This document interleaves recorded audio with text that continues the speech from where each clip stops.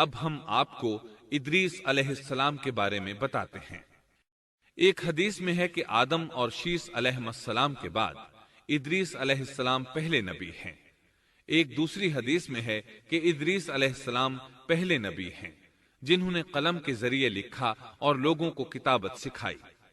حافظ ابن کثیر نے ان کا حلیہ کچھ یوں بیان کیا ہے: پورا قد و قامت، خوبصورت، خوب رو، گھنی داڑھی، عمدہ اوصاف کے مالک، چوڑے کندھے، مضبوط ہڈیاں، دبلے پتلے، سرمگی چمکدار آنکھیں، گفتگو باوقار، خاموشی پسند، سنجیدہ اور متین، چلتے ہوئے نظر نیچی، انتہائی فکر و خوض کے عادی، غصے کے وقت سخت غضبناک، باتیں کرنے میں شہادت کی انگلی سے بار بار اشارہ کرنے کے عادی۔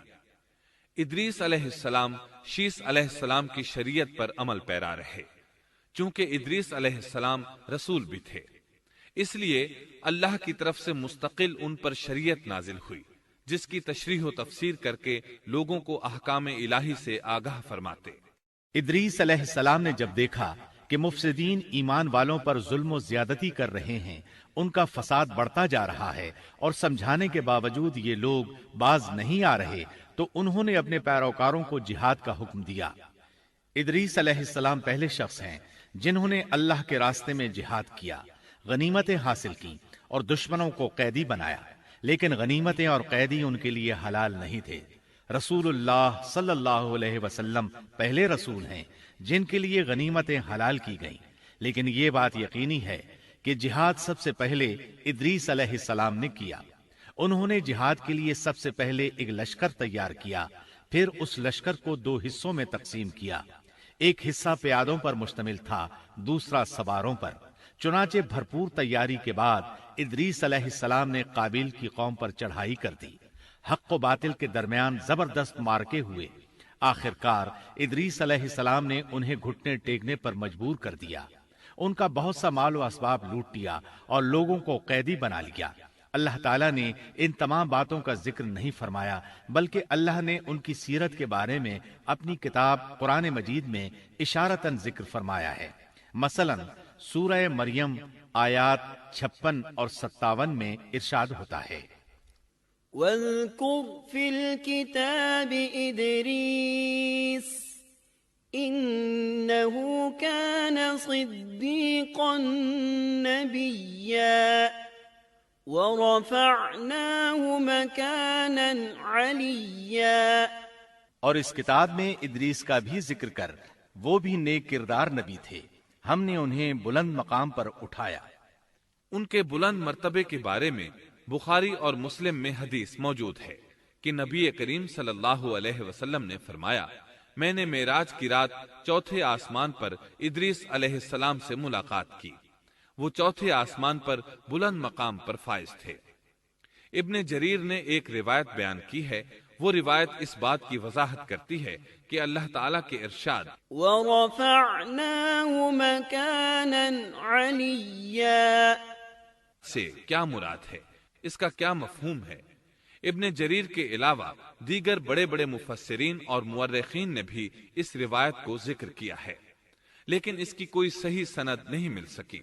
وہ روایت یہ ہے: ابن ابی حاتم وغیرہ نے اس روایت کو ہلال بن یسار سے بیان کیا ہے۔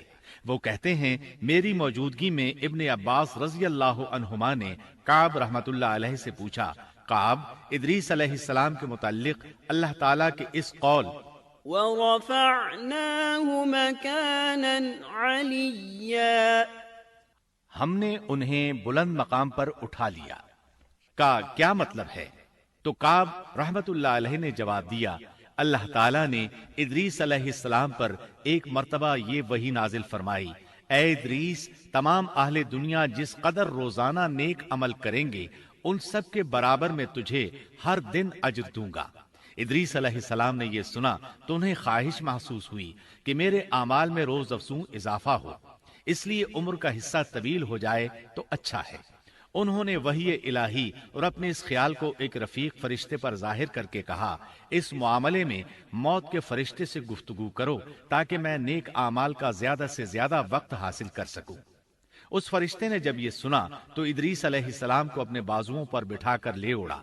जब ये चौथे आसमान से गुजर रहे थे तो मौत का फरिश्ता जमीन पर आने के लिए उतर रहा था। वहीं दोनों की मुलाकात हो गई। दोस्त फरिश्ते ने मौत के फरिश्ते से इदरीस अलैहिस्सलाम के बारे में गुफ्तगू की। मौत के फरिश्ते ने दरियाफ्त किया, इदरीस अलैहिस्सलाम कहाँ हैं? उसने कहा, मेरी पुश्त पर। मौत का फरिश्ता कहने लगा, मुझे अल्लाह की तरफ से ये हुक्म मिला है कि चौथे आसमान पर इदरीस अलैहिस्सलाम की रूह कब्ज करूं। इसलिए मैं सख्त हैरत में था कि ये कैसे मुमकिन है। इदरीस अलैहिस्सलाम तो जमीन पर हैं।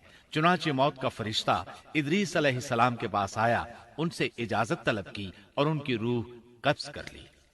अंबिया को ये इम्तियाज हासिल है कि फरिश्ता उनकी इजाजत के बगैर उनकी रूह कब्ज नहीं कर सकता, और रसूलुल्लाह सल्लल्लाहु अलैहि वसल्लम को तो ये इख्तियार दिया गया कि आप दुनिया में मजीद रहना पसंद करें तो रह सकते हैं, या फिर रफीक आला की रिफाकत को पसंद कर लें। आपने रफीक आला की रिफाकत को पसंद फरमाया। इस तरह इदरीस अलैहिस्सलाम की रूह चौथे आसमान पर कब्ज की गई। इन्हें भी ईसा अलैहिस्सलाम की तरह आसमान पर उठाया गया। फर्क यह है कि ईसा अलैहिस्सलाम की रूह कब्ज नहीं की गई। ये वाकया नकल करके काब रहमतुल्लाह अलैह फरमाते हैं कि अल्लाह ताला के इरशाद वरफ़अनाहु मकानन अलिय्या की तफसीर यही है। लेकिन दुरुस्त बात यह है कि ये इस्राइली रिवायत है। इदरीस अलैहिस्सलाम की वफात हो गई तो लोग फसाद में और बढ़ गए, उनमें शर फैल गया, ताहम वो तौहीद पर कायम रहे। बुत परस्ती का उनमें कोई शऊर नहीं था। लोग आदम अलैहिस्सलाम की वफात के 1000 साल बाद तक तौहीद पर कायम रहे। उनमें फिस्क व फुजूर जरूर था, लेकिन शिरक नहीं था। अल्लाह ताला के इस इरशाद कान अन्नासु उम्मतन वाहिदा, दरअसल लोग एक ही उम्मत थे, का यही मतलब है।